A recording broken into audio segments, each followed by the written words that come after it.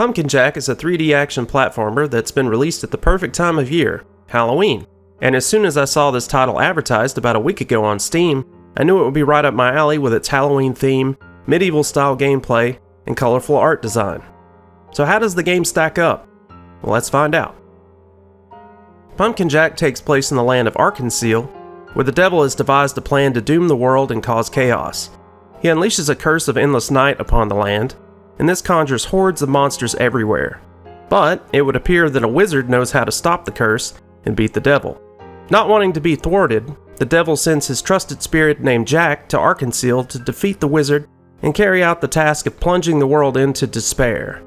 I have to say, this is an interesting tale because most of the time players will play as the good guy, trying to save the world from evil. But in this case, it's the other way around. Once Jack is awakened, he finds that he has help from a few creatures from the forest. An owl gives him information when he needs it and helps lead him towards his objectives, and a crow helps him in battle. Jack has a lot of the normal maneuvers of 3D platforming characters. He can jump, double jump, and dodge attacks.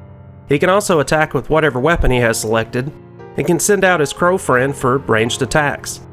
He starts out with just a shovel as his weapon, but at the end of each stage of the game, he receives a new weapon to play with. But I'll get into those in just a bit.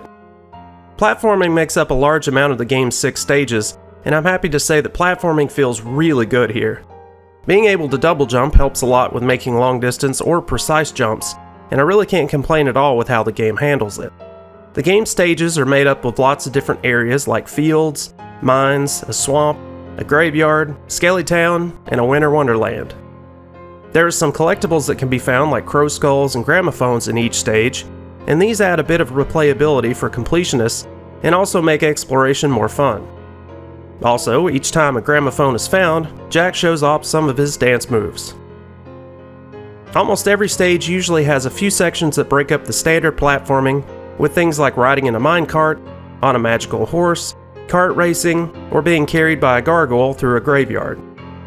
There are also sections with little puzzles where Jack removes his head from his body and has to do things like push bombs, play a Simon-like memory game with musical mushrooms, playing something like whack-a-mole, matching headstones of fictional characters, and others.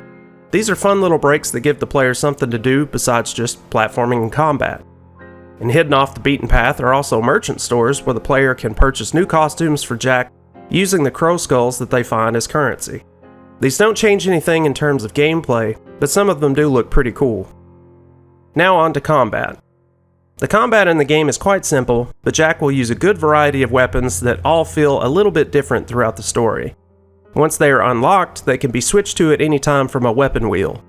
Weapons include a shovel, a spear, a magical sword, a gun, a scythe, and a magical ball of energy. I honestly had a good time with all of these. So much in fact that I played through each stage without switching weapons. So whatever new weapon I got, that's what I played with for that stage.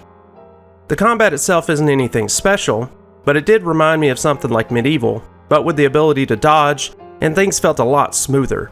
The only real complaints I have about the combat are the fact that sometimes Jack seems to lock onto an enemy that I'm not meaning to attack, even though I'm trying to pull him towards attacking an enemy behind him with the analog stick. This really wasn't a big deal, but I noticed it happening sometimes. I also was accidentally hitting enemies behind me with the crow when I was meaning to hit the ones in front of me. Another thing was things just getting a bit too chaotic when it comes to being able to see enemies' physical and projectile attacks. At times there was so much happening on the screen that I couldn't figure out what was going on. These things may sound like I had a bad time with the combat, but I didn't. These were definitely not major issues, and overall I feel like the combat felt pretty good. The enemy variety was good, with having new enemies introduced usually with each new stage, and being a good mixture of different types in each combat scenario. Sometimes things like spawners are thrown in that can keep creating new enemies until they're destroyed. Killing enemies also drops health, so keeping Jack's health up wasn't too hard to do. Health drops also come from breaking objects in the background, so I think the developer was focused more on people having fun and less on being frustrated, which is always a great thing. Enemies include things like skeletons, knights, spirits, rats, and even trees. In addition to this, each stage is capped off with a boss fight, and these are all about finding what the boss is weak to and dodging their attacks until Jack has an opening. These were a lot of fun, and all of them felt quite different. The sounds and music are fantastic in Pumpkin Jack.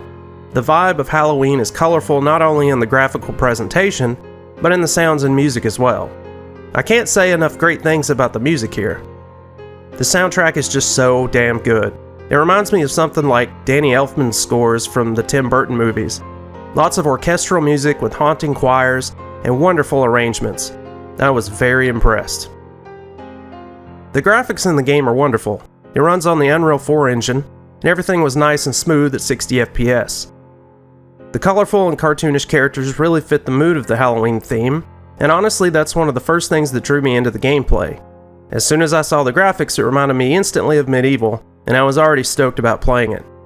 The game also supports ray tracing, but I don't have an RTX card yet, so I couldn't test out how the game looks with that turned on.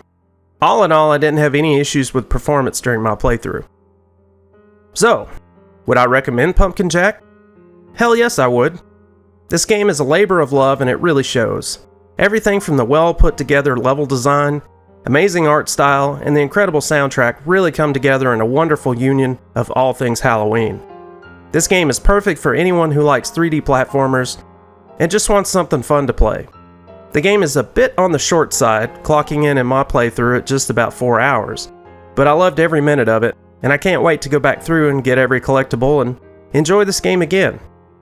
So, if you like what you see, check this one out for sure. Thank you for watching, and if you haven't already, please consider liking and subscribing. It really helps my channel out, and I also noticed that only less than 1% of my viewers are subscribed. And that number is just far too low. So let's fix it. But I can't wait to have more reviews coming your way soon.